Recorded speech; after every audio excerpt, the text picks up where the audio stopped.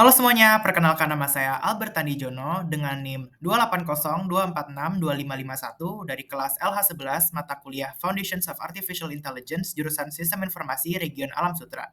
Jadi hari ini saya akan menjelaskan lebih dalam mengenai enhancing digital talents terutama dalam penggunaan generative artificial intelligence.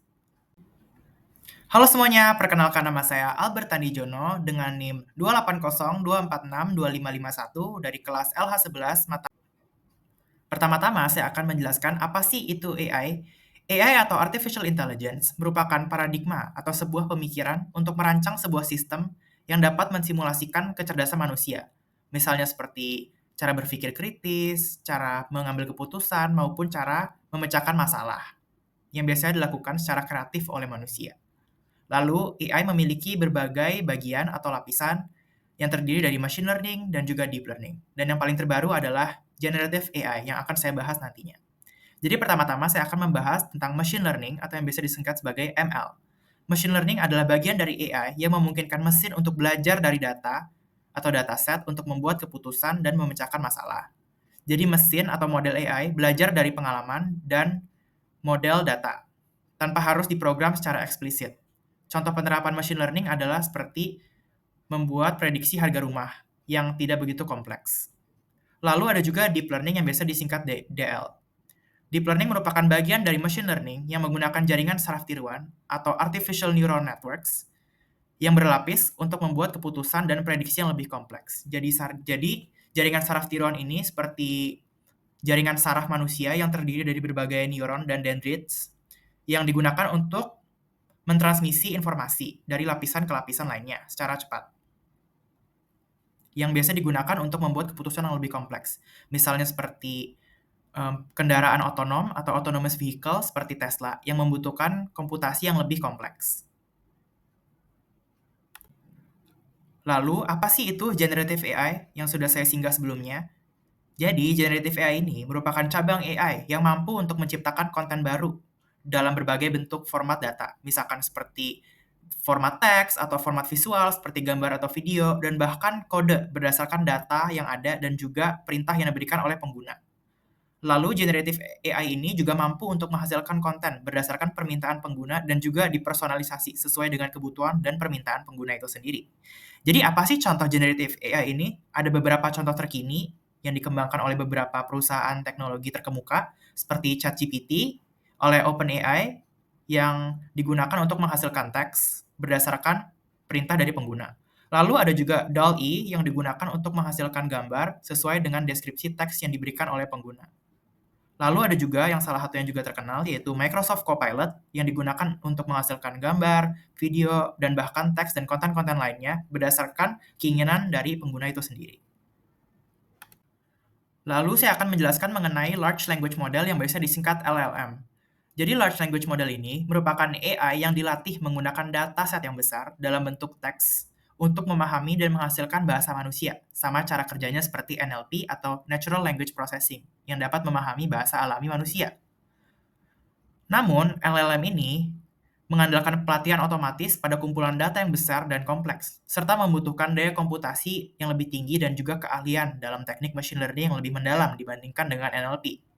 Kalau NLP hanya berfokus pada tugas-tugas tertentu, serta didesain untuk hanya memahami bahasa alami, dan juga terbatas pada data dan sumber daya yang lebih kecil. Namun, untuk large language model memiliki tugas yang lebih banyak dan umum untuk memahami keseluruhan bahasa manusia dan dilatih dengan dataset yang lebih besar. Lalu ada juga berbagai jenis generative AI seperti ChatGPT, DALL-E, Synthesia, dan Codex. Jadi ChatGPT ini dikembangkan oleh OpenAI untuk memahami dan menghasilkan teks bahasa manusia yang alami. Dalam contoh yang seperti ini, pengguna menanyakan, "What is the fastest animal on land?" Lalu ChatGPT akan menjawab pertanyaan pengguna tersebut sesuai dengan pengetahuan dan data yang telah dilatih. Pengguna juga dapat menanyakan pertanyaan lebih lanjut dan meminta ChatGPT untuk melakukan tugas-tugas lainnya seperti merangkum teks, menjelaskan teks dalam PDF, dan lain-lain. Lalu ada juga DALL-E, yaitu platform AI yang digunakan untuk menghasilkan output gambar berdasarkan perintah.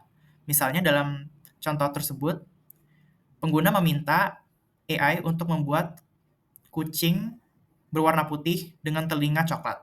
Lalu AI tersebut menghasilkan gambar tersebut yang sangat serupa dengan permintaan pengguna. Lalu ada juga Synthesia, yaitu platform AI yang digunakan untuk menghasilkan output video berdasarkan perintah. Dan terakhir ada juga Codex yang digunakan untuk menghasilkan dan memahami coding sesuai dengan perintah pengguna. Misalnya dalam contoh tersebut, pengguna ingin meminta AI untuk menjelaskan dan membuat database sesuai dengan permintaan. Lalu, salah satu hal yang terpenting dalam penggunaan AI adalah prompting AI itu sendiri. Jadi, apa sih itu prompting AI? Prompt merupakan instruksi yang jelas dan ringkas untuk berinteraksi dengan AI generatif. Misalnya kita mengetik pertanyaan, menanyakan pertanyaan, maupun memberikan perintah. Prompt dapat berupa pertanyaan, perintah, atau kalimat yang akan memandu model AI dalam menghasilkan output yang diinginkan oleh kita sebagai pengguna. Tentunya, tanpa prompt yang efektif, kita tidak dapat memastikan bahwa hasil yang diberikan maksimal dan juga sesuai dengan keinginan kita. Lalu, bagaimana sih kita membuat prompt yang efektif? Kita dapat memberikan instruksi yang jelas dan lengkap, seperti penggunaan kata perintah, misalnya jelaskan, ringkas, atau terjemahkan, agar AI tersebut mengetahui tugas utama yang harus dilakukan itu apa, dan yang sesuai dengan permintaan pengguna. Lalu yang kedua, kita juga harus memberikan konteks, agar AI dapat memahami tugas dengan lebih baik. Tidak hanya apa yang harus dilakukan, namun juga latar belakang dan konteks-konteks dalam mengerjakan tugas tersebut. Misalnya, menentukan jenis proyek atau dokumen yang diinginkan, seperti teks laporan, atau cerita singkat, atau cerita pendek, dan lain-lain. Kita juga bisa menentukan peran AI, misalnya sebagai guru, sebagai ahli, sebagai profesor, sebagai mahasiswa, dan peran-peran lainnya, agar dapat mengerti konteks tugas dengan lebih mendalam. Lalu, hal yang juga tidak kalah pentingnya adalah memberikan instruksi dan teknik yang berbeda jika hasil tidak sesuai. Misalnya jika kita sudah memberikan perintah atau pertanyaan, namun hasil yang diberikan masih tidak sesuai dengan yang kita inginkan, kita bisa melakukan pengulangan dan eksperimen secara berulang dengan menggunakan perintah-perintah yang berbeda dan beragam, seperti melakukan iterasi dan eksperimen. Lalu, di sini juga saya memberikan beberapa contoh penggunaan Microsoft Copilot AI yang sangat sering digunakan pada zaman kini. Jadi pertama-tama, apa sih itu Copilot AI? Copilot AI adalah AI dari perusahaan besar teknologi terkemuka, yaitu Microsoft, yang dapat membantu dan meningkatkan produktivitas kerja dengan cara menyarankan dan mengoptimalkan komunikasi melalui penggunaan prompting yang efektif, yang sudah seperti saya jelaskan pada slide-slide sebelumnya. Jadi pertama yang paling sering digunakan adalah pembuatan konten, seperti pembuatan video ataupun gambar melalui image creator, yaitu sebuah alat AI yang digunakan untuk menghasilkan konten visual kreatif berdasarkan instruksi dan perintah dari pengguna. Misalnya dalam contoh gambar tersebut, pengguna memberikan perintah untuk model menggambarkan dua anak kucing yang sedang berbicara di ruangan kelas. Lalu juga ada penggunaan teks, misalnya seperti chatbot, yaitu alat AI untuk memahami dan menghasilkan teks menggunakan bahasa alami sesuai instruksi. Seperti yang sudah saya sebutkan sebelumnya, yaitu LLM, Large Language Model, dan NLP, berbasis Natural Language Processing untuk memahami dan menghasilkan teks berdasarkan bahasa manusia. Misalnya seperti pada contoh gambar tersebut, pengguna menanyakan pertanyaan, lalu chatbot menjawab pertanyaan tersebut sesuai dengan permintaan pengguna dan konteks yang diberikan oleh pengguna. Lalu, hal yang juga cukup penting dalam penggunaan AI adalah penggunaan AI yang bertanggung jawab. Jadi, salah satu hal yang harus dilakukan adalah mempertimbangkan secara etis dan keamanan data. Karena tentunya saat kita menggunakan AI, kita akan memberikan data pribadi kita yang dapat bersifat sensitif dan perusahaan AI tersebut harus memastikan bahwa data AI yang disimpan tidak terhindar dari cyber security attack dan juga tidak terjadi kebocoran data, agar data masih terjaga konfidensialitasnya.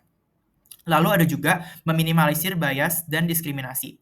Tentunya, dengan dataset yang kecil atau kurang beragam atau kurang kompleks, AI bisa bersifat bias dan diskriminatif terhadap golongan-golongan minor atau yang tidak begitu terkenal.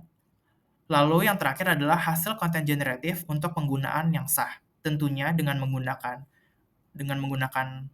generative AI seperti ini, kita dapat menghasilkan teks, gambar, video, audio, dan lain-lainnya sesuai dengan keinginan kita.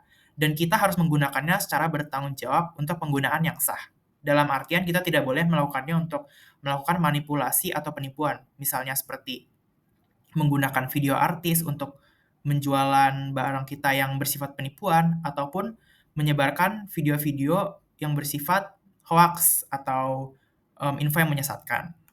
Maka dari itu, kita sebagai generasi muda saat ini yang sedang menggunakan AI, kita harus bertanggung jawab dan mengedepankan etika dalam penggunaan AI. Sekian dari presentasi saya, terima kasih semuanya telah menonton dan mendengarkan. Sekian dari presentasi saya, terima kasih semuanya telah menonton dan mendengarkan. Sekian dari presentasi saya, terima kasih semuanya telah menonton dan mendengarkan. Sekian dari presentasi saya, terima kasih semuanya telah menonton dan mendengarkan. Sekian dari presentasi saya,